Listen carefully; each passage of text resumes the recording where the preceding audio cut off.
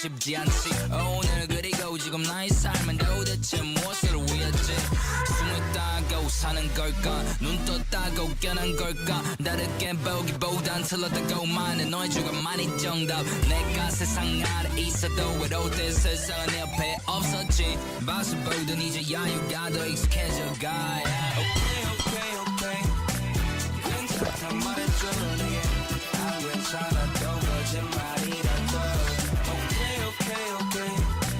괜찮단 말해줘 내게 I love the way you lie I love the way you lie Okay 괜찮다 말해줘 내게 자랑스럽다 말해줘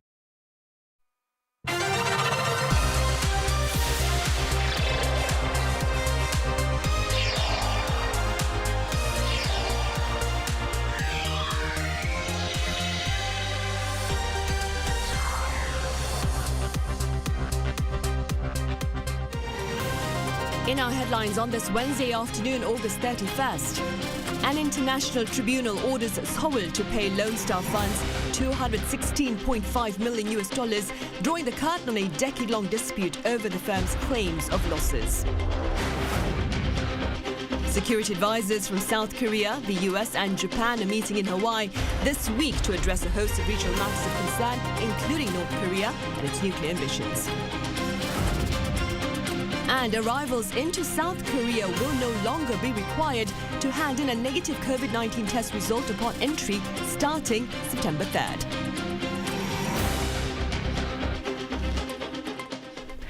A 10-year-old legal battle between the government here and an American private equity firm has finally come to an end.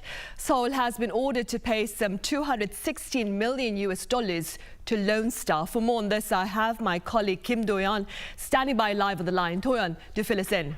Sonny, that's right. The International Center for Settlement of Investment Disputes, also known as ICSID, has ordered the South Korean government to pay some $260 million to the American private equity firm Lone Star Funds.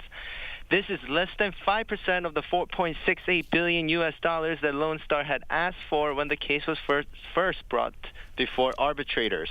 In addition, the tribunal ruled that the interest incurred since December 2011 when the dispute began must also be paid, with local reports saying the amount is around $75 million. Right, Toyon, so that itself was the verdict. What more can you tell us about the specific details with regard to that ruling? Sonny, as of now, we don't have exact details on which aspects of the claims were accepted by the tribunal, but what we do know is that Lone Star accused South Korea's financial regulatory authorities of deliberately delaying Lone Star from selling its controlling stake in the Korea Exchange Bank to HSBC back in 2007. This ultimately led to the Korea Exchange Bank being acquired by another bank for a lower price. In addition, the firm claimed that the Korean government unfairly taxed Lone Star in contravention of treaties made between Seoul and European countries. The South Korean government had argued that it treated Lone Star fairly and in accordance with international laws, adding the government couldn't rush to approve the deal considering the American firm was facing allegations of stock manipulation and other legal issues at the time. As for the full details, the Justice Ministry is holding a press briefing as we speak, so I'll have more updates at a later newscast. Sonny? I see. All right, Toyon, thank you for that, and do keep us posted, of course. In Hawaii this week, a trilateral security meeting will take place on Thursday to address regional matters. South Korea's Kim Sung-han, his U.S. counterpart Jake Sullivan, and Japan's Takeo Akiba will touch upon North Korea-related issues, as well as global concerns. According to Seoul's top office, one-on-one exchanges are scheduled for this Wednesday ahead of the three-way interaction tomorrow.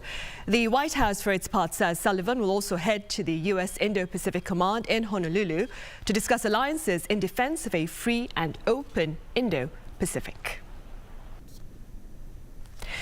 Despite intentions to rein in national spending on several fronts, the Yoon administration plans to boost its defense budget for next year amid tensions on the Korean peninsula over Pyongyang's persistent provocations. Our defense ministry correspondent Bae Eun-ji reports.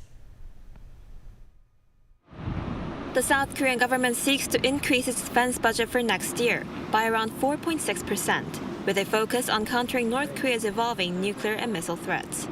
The Defense Ministry said Tuesday that it has proposed a budget of around $42.3 billion, up from this year's $40.4 billion. The ministry plans to spend a lot of that on running its military forces, almost $30 billion. This is 5.8% more than this year, as the South Korean government announced it is to increase the monthly salary of enlisted soldiers. Also, the Defense Ministry plans to allocate around $12.7 billion to strengthen defense capabilities, such as buying new weapon systems. This is up 2% from this year. While creating the budget, we focused on advancing the three-axis defense system that consists of kill chain, Korea Air and Defense Missile System, and Korea Massive Punishment and Retaliation Plan. We plan to spend $3.9 billion to strengthen these systems. The ministry also plans to spend $4.9 billion on more military assets. This includes mass production of its third batch of K2 tanks, a program to build a 3,000-ton Ulsan-class frigate, and procuring reserve combat ammunition. Meanwhile, with South Korea as a whole tightening its belt with next year's budget, the Unification Ministry plans to request around $1 billion for next year, around $160 million less than this year. A first budget proposal drop in 5 years. Of the total, it seeks to spend about $550 million for inter-Korean humanitarian cooperation. Both the Defense and Unification Ministries will submit their budget plans to the National Assembly for approval on Friday. 배은지, Arirang News. On the pandemic front, starting Saturday this week, arrivals into South Korea will not be required to hand in a negative COVID-19 test result upon entry. Our Ishihu has more. From this Saturday, September 3rd, people departing for South Korea will no longer have to take a PCR test before traveling. That's according to the nation's Central Disaster and Safety Countermeasure Headquarters on Wednesday. The change applies to both South Korean citizens and non-citizens. Currently, all those arriving must submit negative results of a PCR test taken within 48 hours of arrival or a rapid antigen test taken within 24 hours of arrival before being allowed to enter the country. Then, within 1 day of arrival, they must take an additional PCR test. Such measures have been criticized for the inconvenience and financial burden they put on travelers. While negative COVID-19 test results will no longer be required in order to enter the country, the QR code arrival system will remain, and travelers must still take PCR tests within 1 day of arrival to minimize the spread of COVID-19 variants from overseas. Meanwhile, the government has also decided to introduce in the fourth quarter what are known as bivalent vaccines, which can target both the original COVID-19 strain and certain variants. In this case, the vaccines offered will target the BA.5 Omicron subvariant. Those over 60 and those with underlying health conditions will have priority in receiving the shots, but adults over 18 who have completed their second shots of the COVID-19 vaccine could also receive the bivalent shots if they wish. SK Bioscience's SKYCoV-1 vaccine will also start being used from September. COVID-19 restrictions will also be eased for the upcoming Chuseok holiday. Authorities will push to exempt toll fees on highways around the country during the 4-day holiday. There will be no restrictions on family gatherings and visits, and eating will be allowed on buses, trains, and at highway rest areas. At 9 rest areas around the country, COVID-19 test centers will be set up to offer free PCR tests. But in-person visits to nursing homes and facilities where there are many vulnerable people will still be restricted. Meanwhile, South Korea reported 103,961 new COVID-19 cases on Wednesday, around 11,000 fewer than the day before and 35,000 fewer than a week ago. There are currently 569 severely ill patients and there were 75 COVID-related deaths. 이시후, Arirang News. Prospects on the economic front are looking quite bleak as findings for the month of July show key barometers all headed south for the first time in 3 months. Our Shin Se-byuk has more on the dismal findings. In July, South Korea's retail sales, industrial output, and corporate investments all declined for the first time in 3 months amid heightened external uncertainty. Data from Statistics Korea on Wednesday shows the index for the country's retail sales, a barometer for consumer spending, stood at 117.9. This is down 0.3% from the previous month, falling for the 5th straight month. This came as skyrocketing inflation and rising interest rates weighed heavily on private spending. Industrial output also edged down by 0.1%, led by a slowdown in the manufacturing industry, including semiconductor production. According to one economics expert, global demand for semiconductors is falling due to eased social distancing measures and fears of a recession. The global demand for semiconductor is falling, partially because distancing is over, so people do not use IT equipment as much, and partially because there is expectation that the global economy will go into a slowdown. People are just buying less of everything, including electronic goods. However, it wasn't all bad news, with services seeing a 0.3% a month increase. Corporate investment in equipment, meanwhile, fell by more than 3% a month. Despite the green figures, the Statistics Agency has assessed the country's economy as being on the recovery path, even as figures for July indicating both economic recovery and slowdown at the same time. However, citing that the three economic indicators posted all month fell at the same time, the expert says otherwise. At least for now, the downside risk is higher than the upside gains that we may have for the rest of the year. Just looking at July's figures, things are looking a bit pessimistic. 신새벽 아리랑 뉴스. Meanwhile, Seoul's Health and Welfare Ministry this year as well has decided to raise health insurance premium rates. Our Shin Ha-young has details. South Korea's national health insurance premium will rise 1.49% next year. The decision was made Tuesday morning by the Health Insurance Policy Deliberation Committee. This means that company worker whose contributions are shared with their employer will see a 0.1 percentage point rise to over 7% for the first time, resulting in an average premium of around 144,000 won per month. For those who pay into the system on their own, such as the self-employed or freelancers, the average monthly payment for a household will be around 107,000 won. A ministry official said the rise was inevitable as the government has been planning to bolster the nation's healthcare system and expand support in terms of medical expenses for vulnerable groups.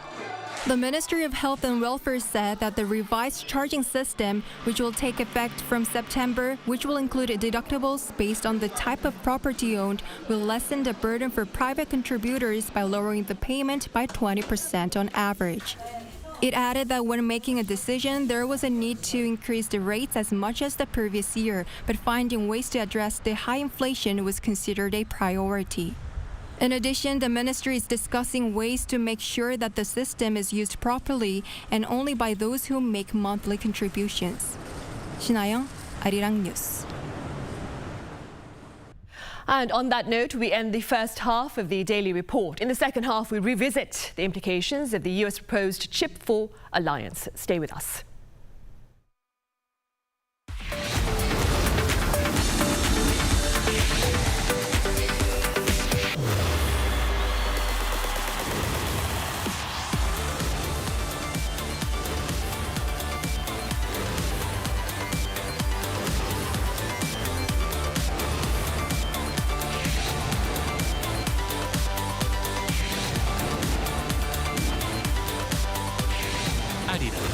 What matters?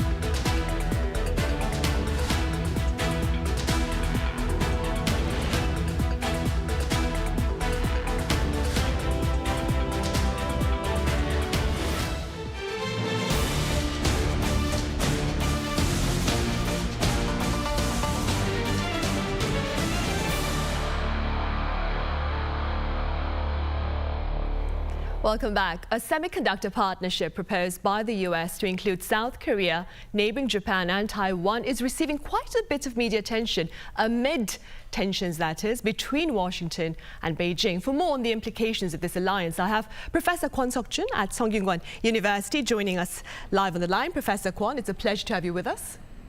It's my pleasure to be here. Thank you.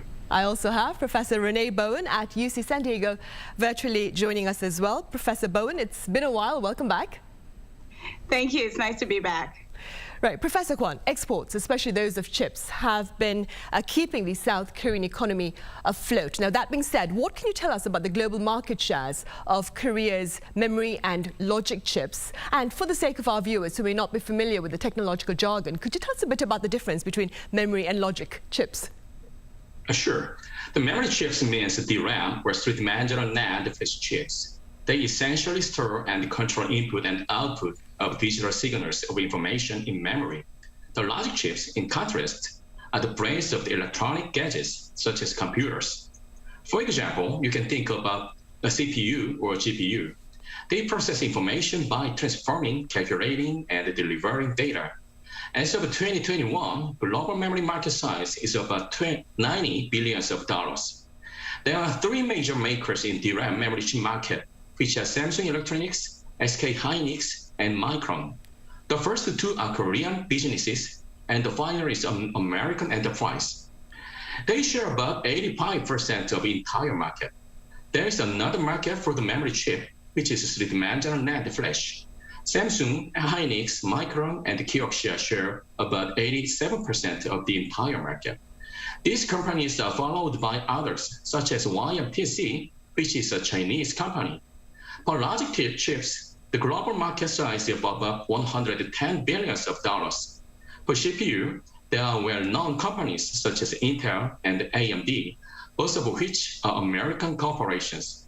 NVIDIA is a world-leading GPU manufacturer. That is also an American business. AMD and Intel are listed after NVIDIA in GPU sector.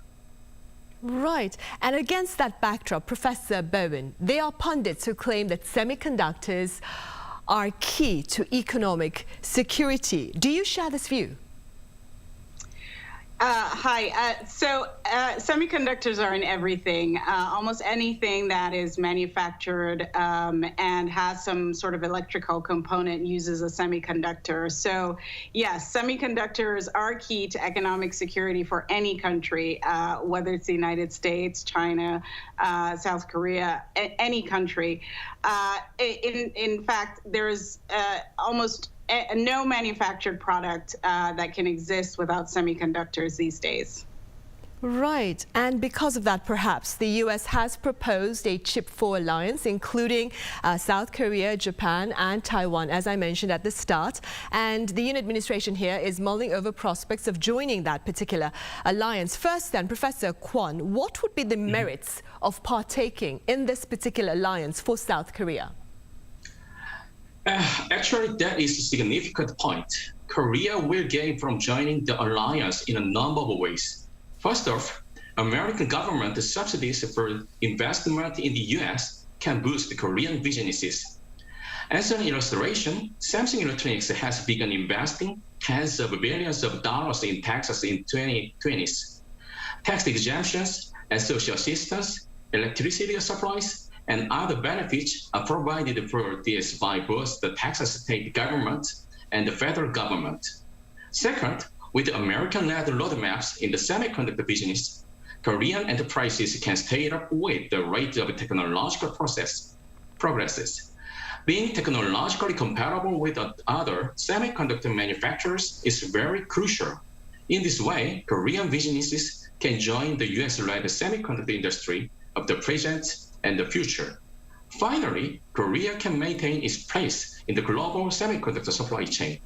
The Korean corporation can expand the field of comprising equipment, materials, and the test facilities and other areas in addition to memory chips and the foundries that are for the fabrication of logic chips.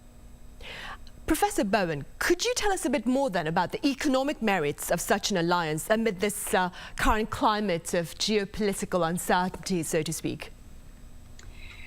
So with geopolitical uncertainty where it is, it's only prudent for all countries to begin thinking about diversifying sourcing and production of semiconductors. Given semiconductors are so critical to any manufacturing process and to any economy, uncertainty is the only thing that's sort of the name of the game these days.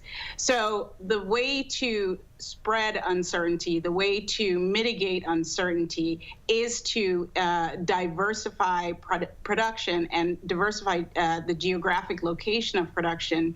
So an agreement like CHIPS for can actually be really beneficial. So research shows that one of the main benefits of economic agreements is the reduced uncertainty that it induces. And reduced uncertainty allows companies to invest more and thereby sort of get around their gridlock, if you would, in hesitating to invest.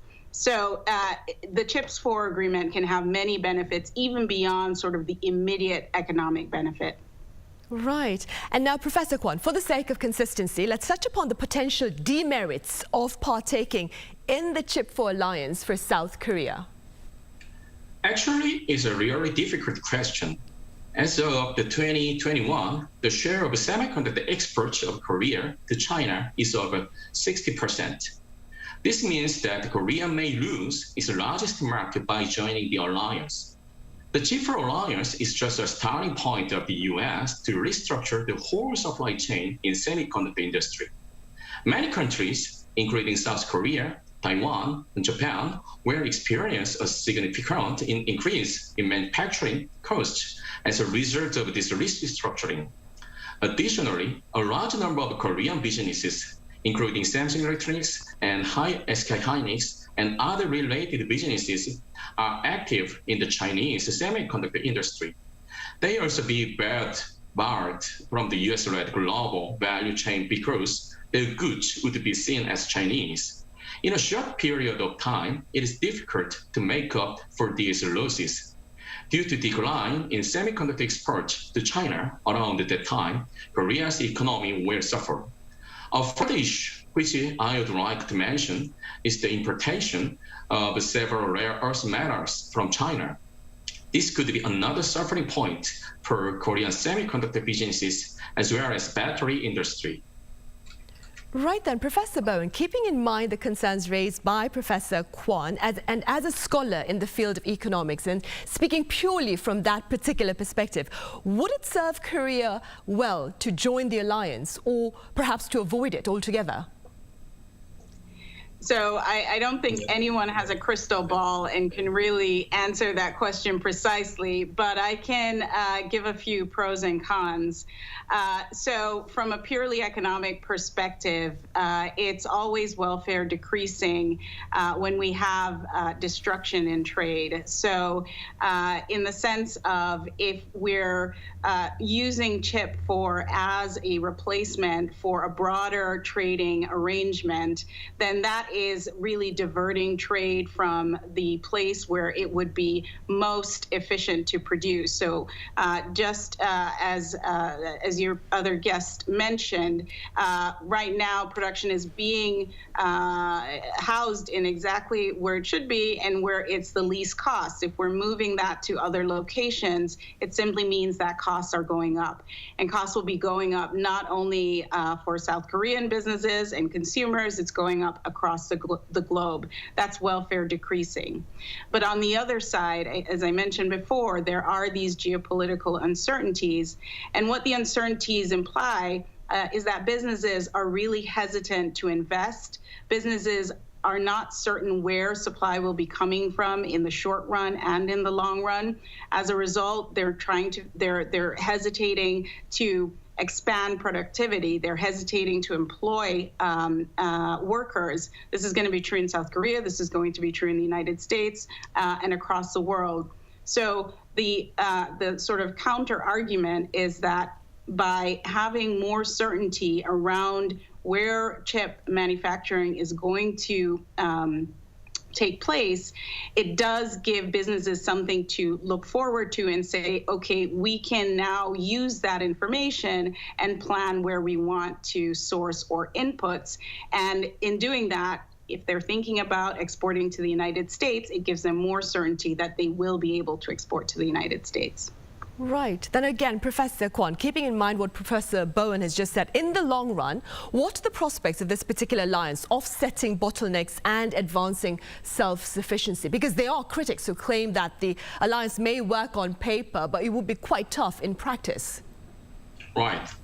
According to many experts, the U.S. stance against the Chinese semiconductors would be harmful to the U.S. as well, making it difficult to maintain for extensive period of time.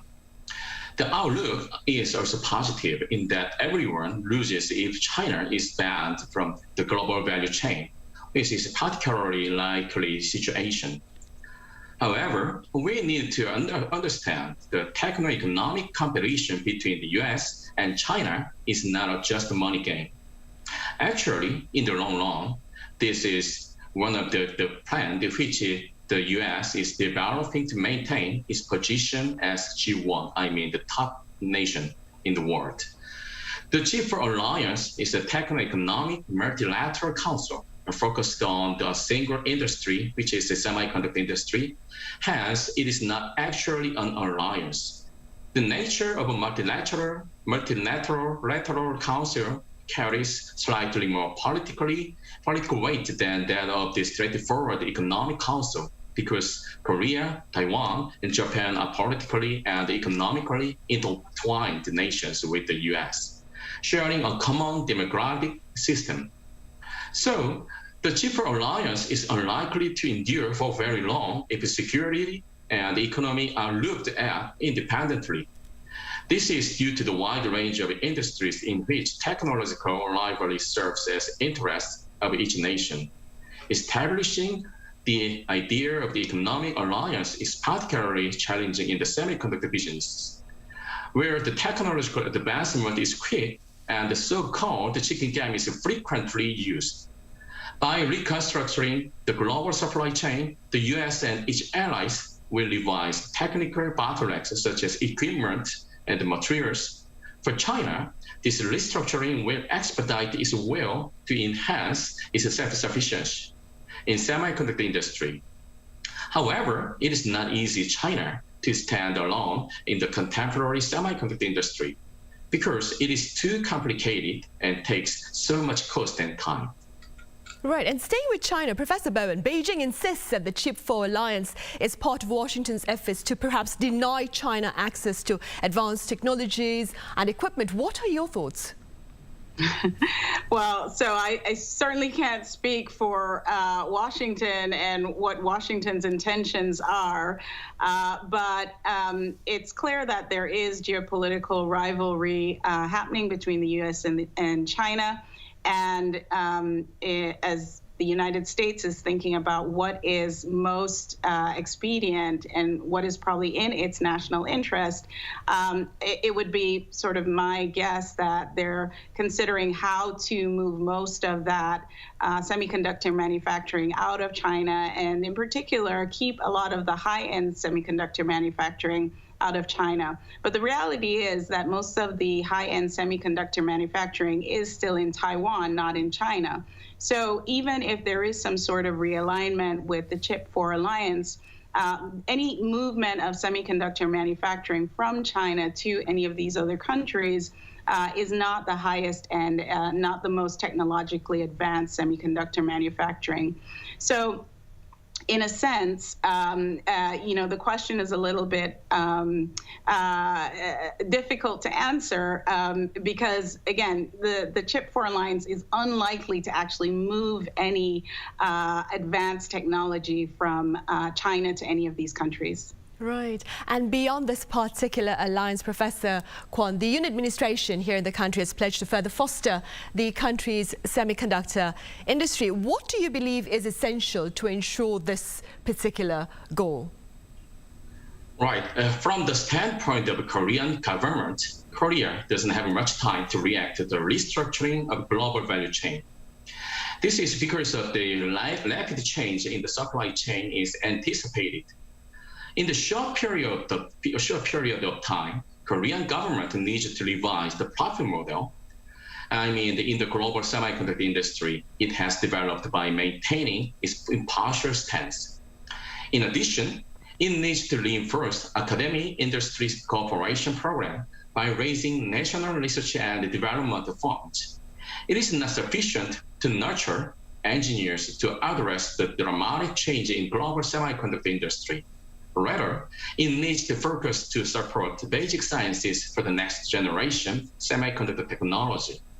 It is also important to expand the boundaries of the national semiconductor industry ecosystem by allowing foreign companies such as Japanese materials or equipment companies, American patent companies, or Taiwanese companies to make a bigger and diverse ecosystem in Korea. Korean semiconductor industry needs to accommodate wide range of companies by collaborating with foreign companies as well as Korean companies. Right. And over in the U.S., Professor Bowen, President Joe Biden has also signed an executive order to implement the CHIPS and Science Act. What are the implications of this particular development?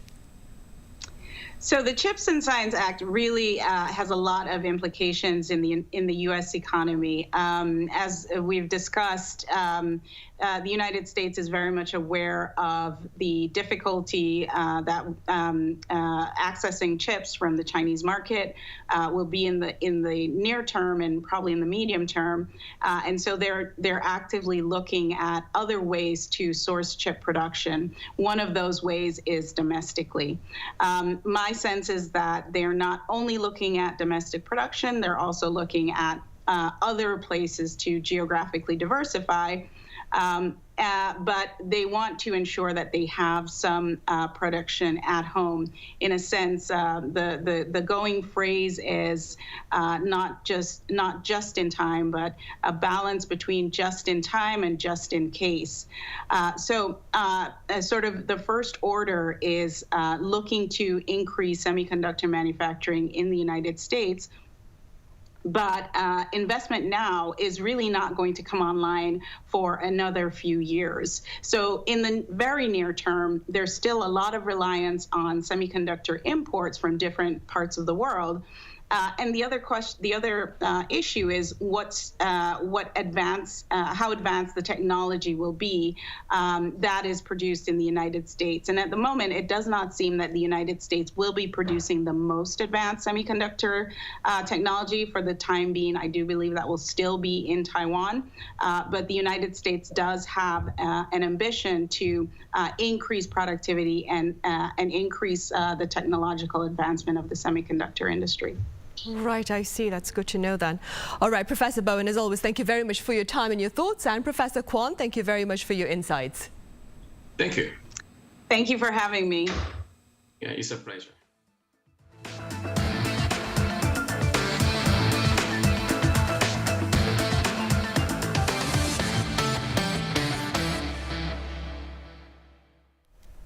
Seoul's Unification Ministry is making a fresh attempt at engaging North Korea. The latest call for diplomacy and dialogue came at the start of its annual forum for peace on the peninsula. Our ministry correspondent Han Sung-woo reports. A vision for unification of the Korean peninsula and inter-Korean relations in a transitional era is what the Korea Global Forum for Peace 2022 aims to provide. And in his opening remarks, South Korea's Unification Minister Kwon Young-se reiterated his confidence in President Yoon Suk-yeol's audacious initiative to dramatically improve North Korea's economy and infrastructure in return for real steps toward denuclearization. This includes the Resources Food Exchange Program, in which we provide the North with food and other necessities in exchange for its underground resources like minerals and rare earth elements. This time, though, he placed extra emphasis on international cooperation, particularly with the United States, to develop the initiative from the roadmap it is now into one day a trilateral dialogue. If North Korea changes its current attitude, we will cooperate with the U.S. and China to draw full support from the international community. The Yoon administration, based on its firm alliance with the U.S., will work to rekindle not only inter-Korean talks, but also diplomacy between the U.S. and North Korea and develop it into a trilateral dialogue.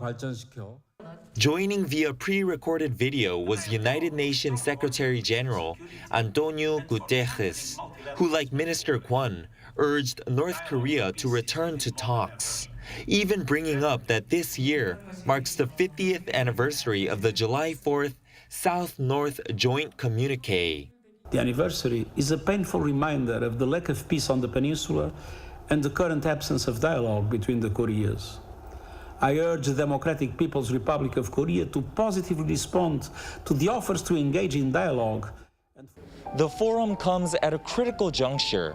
Pyongyang, through the words of Kim Jong-un's powerful sister Kim Yo-jong, has, for now, rejected Seoul's audacious initiative, meaning the Yoon Suk-yeol administration will have to choose whether to be patient, persuade, or even perhaps pressure North Korea to return to the negotiating table. Han Sung-woo, Arirang News. Capital Seoul, for its part, is playing host to a global conference on infrastructure that seeks to bring together local companies with foreign entities. My colleague Lee was there. An infrastructure project seminar, one-on-one business consulting, and forums with CEOs and ministers from overseas. This is the Global Infrastructure Cooperation Conference, or GICC 2022. GICC is a diplomatic cooperation where local companies can win contracts with overseas buyers like governments, multilateral development banks, and construction and engineering companies. At this year's event, government officials from 15 countries, including Indonesia, Singapore, and Qatar, will exchange information on infrastructure projects and seek cooperation based on their experiences. In the opening ceremony, the chairman of the International Contractors Association of Korea highlighted the GICC's achievements over the last 10 years. GICC has continued to successfully fulfill its role as a leading business platform for international contractors and clients, with 293 contracts awarded through the event totaling $32.4 billion. This year's event aims to provide additional information to countries that are interested in Korea's infrastructure sector.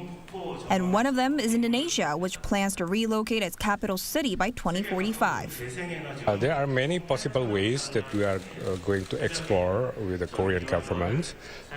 It's basically from hardware, software, and brainware. On the hardware, of course, we are going to try to attract some investment in the new capital. On the software, we are going to also learn from Korea on all the technology that is now, happening, and also on the future technology, right? So on the brainware, this is also very important because at the end of the day, the person is the one that will be implementing or regulating, for example, the whole things for the new capital. To work with countries like Indonesia, the Minister of Land, Infrastructure and Transport reiterated the importance of combining each country's strengths. We are planning to share our experience in green energy and eco-friendly technologies that we have been adopting in the infrastructure of South Korean cities. The government and private sectors will cooperate to exchange information with overseas markets to create futuristic infrastructure. To remain as a top player in the global market, the government also pledged to boost the infrastructure sector by exporting not only hardware elements, but software too, including semiconductors and telecommunications, as well as culture. Lee Hyun, Arirang News. And in other news, efforts are underway to effectively facilitate search and rescue operations at sea using 4G wireless broadband network. Our ICSID explains. A dummy standing on a ship falls into the ocean. The life jacket inflates as soon as it falls into the water. At the same time, an alarm sounds inside the ship, and a monitor shows the exact location where the dummy fell. 선장님 브릿지 사망사입니다. 조난 알림 및 구조 신호 수신하였으며 현 위치 익수자 발생 확인하였습니다. This is an example of a distress notification service developed by a domestic company in cooperation with telecommunications giant KT. The device activates only when the life jacket is inflated and sends a distress signal and the location in real time. It uses the LTE network, which is a fourth-generation wireless communication technology. It was introduced for distress notification services as the number of base stations in coastal areas have increased LTE use significantly. The scope of application has been expanded to the extent that there is no problem with LTE communication while sailing to nearby coastal piers and island areas where fishing boats mainly navigate. The device is able to send distress signals for up to 24 hours to notify the rescuer with location information through a dedicated app. The Korea Maritime and Fisheries Training Institute, which was introduced to the technology in a pilot program last year, is looking to expand the use of the technology to other ships, believing it can ensure the safety of trainees. The distress notification service was applied and tested. As a result, the durability and excellence of the product have been proven.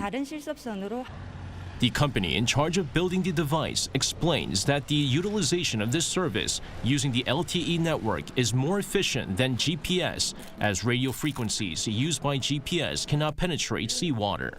Watchers say if the technology is expanded to the private sector, it will allow rescuers to move during the so-called golden time, the period critical in search and rescue, while shortening the search time. 이승재, Arirang News.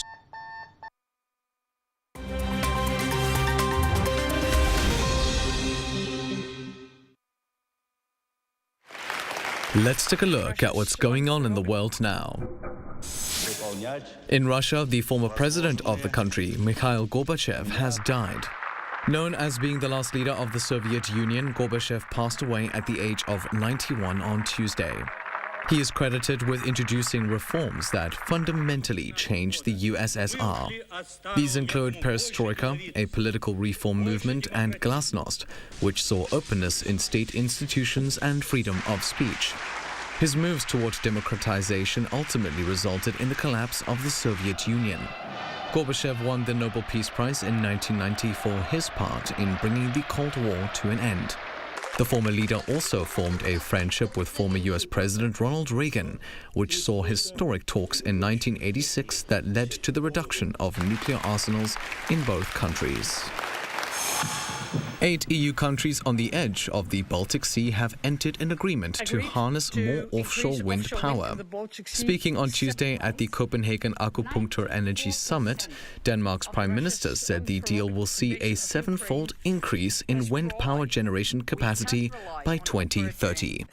The increase will see up to 20 gigawatts produced, capable of powering some 20 million homes, and will assist Europe in reducing its reliance on Russian gas. Meanwhile, a statement by the participating countries added that by 2050, power production could reach 93 gigawatts. Denmark, Estonia, Finland, Germany, Latvia, Lithuania, Poland, and Sweden agreed on the plans, with Russia the only Baltic Sea nation not present at the meeting. Germany has seen inflation levels spike to their highest level in almost 50 years. The Federal Statistical Office on Tuesday said that the country's inflation figure for August came to 7.9%. This comes after small inflation drops were recorded for June and July on the back of government measures to lower transport costs. The new figure beats previous predictions, which anticipated a 7.8% increase for the month. Germany's biggest cost increase is in the energy sector, with prices 35.6% higher than a year ago. This comes against the backdrop of energy sanctions on Moscow over the Ukraine war. Meanwhile, the European Central Bank looks likely to increase interest rates further to push back against the rising prices. Often called the world's messiest festival, Spain's La Tomatina food fight is making a comeback. The festival, which sees participants hurl tomatoes at each other for an hour in the city's streets, is slated to return at midnight on Wednesday local time in the Spanish town of Buñol. 15,000 people are expected to attend in what is thought to be the biggest food fight in the world. In preparation for the event, roughly 130 metric tons of overly ripe tomatoes were transported to the eastern Spanish town on Tuesday and set up on 6 trucks.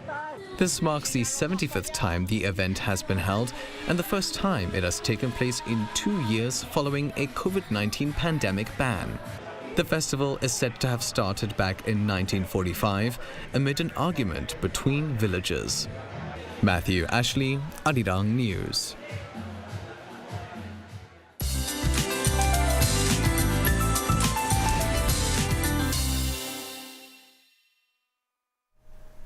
Good Wednesday afternoon. Now the rain has ceased in the capital, but it's still raining in eastern regions. Thankfully, all heavy rain advisories have been lifted. But coastal areas of Gangwon-do province and southeast regions will see more rain up to 40 millimeters. And slight showers of 5 millimeters are expected in and around the Seoul metropolitan area. And compared to yesterday, maximum temperatures are nearly 5 degrees higher. It's not that hot though, with the mercury hitting 27 in Seoul and Gwangju and 25 in Daegu, all lower than the average. And meanwhile, the super strong typhoon Hinnam-nor is moving northward. And while its direction may change, it's possible it'll head toward Korea in the next week. Then the whole country, especially Jeju Island and southern regions, might be affected directly. And highs are set to soar again, reaching 30 degrees. Fluctuating temperatures can make it easier for you to catch a cold, so dress accordingly to keep yourself warm.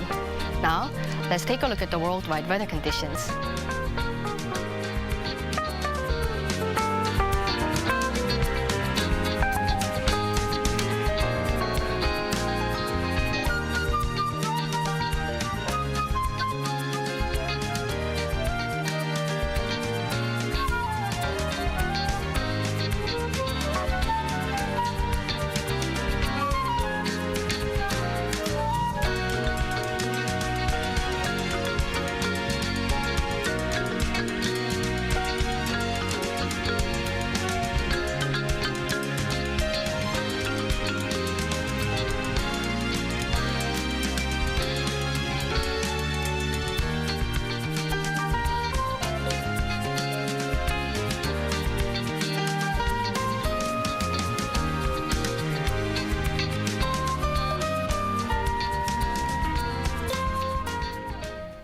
That brings us to the end of Wednesday's edition of the Daily Report. We return with more coverage tomorrow. That is Thursday. Join us then. Thank you for now.